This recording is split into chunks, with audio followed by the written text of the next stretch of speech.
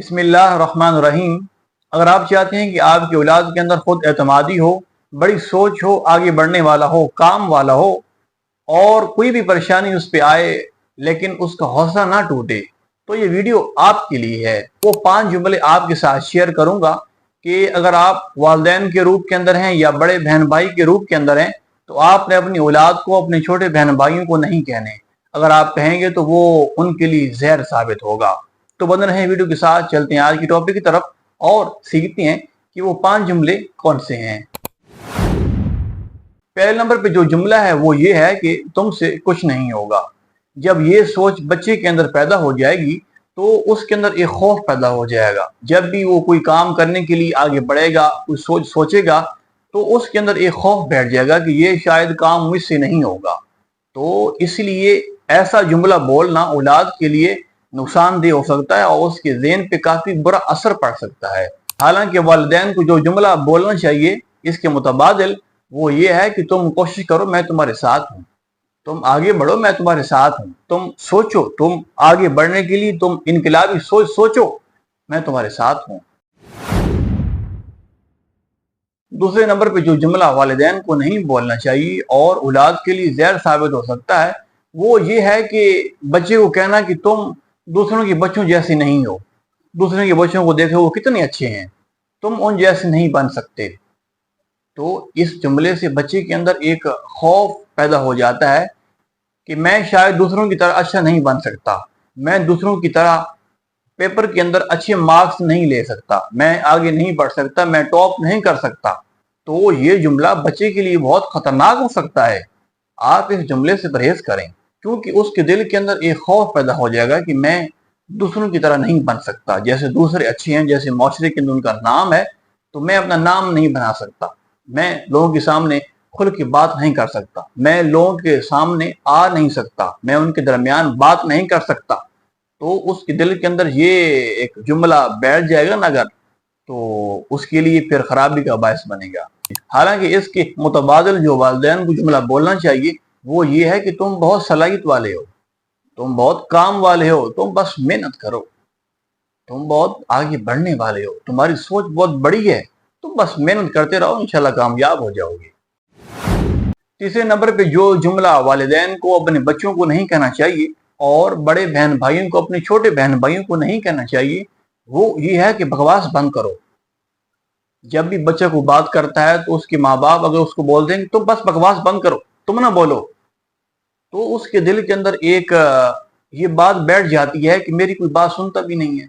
मैं जब भी बोलता हूँ मुझे आगे से ये जवाब मिलता है कि तुम बस चुप करो, तुम्हारी बात समझ नहीं आती, तुम बस चुप रहा करो। तो ये उसके लिए नुकसान का बायस बनेगा।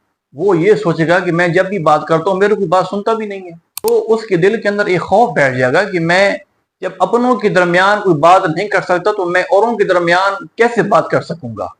जब मेरे अपने कोई मेरी बात नहीं सुनते, मेरे वालिदैन, मेरे बहन भाई मेरी बात नहीं सुनते, मेरे फैमिली के लोग, तो मैं औरों को क्या बात सुना सकूंगा। तो ये जुमला बच्चे के लिए बहुत खतरनाक हो सकता है, तो आप इससे परहेज करें। इसके मुतबादिल आप बच्चे को ये बात कहें कि तुम बात करो, मैं आपकी बात सुन रहा हूँ, तुम्हारी बात मुझे बहुत समझ आती है, तुम अच्छे से बोलो, मैं आपकी बात सुन रहा हूँ, नो प्रॉब्लम। तो आप ऐसे बच्चे को ट्रीट करें। चौथे नंबर पे जो जुमला बच्चों के लिए खतरनाक साबित हो सकता है और उनके लिए जहर साबित हो सकता है वो ये है, तुम हमेशा गलती करते हो।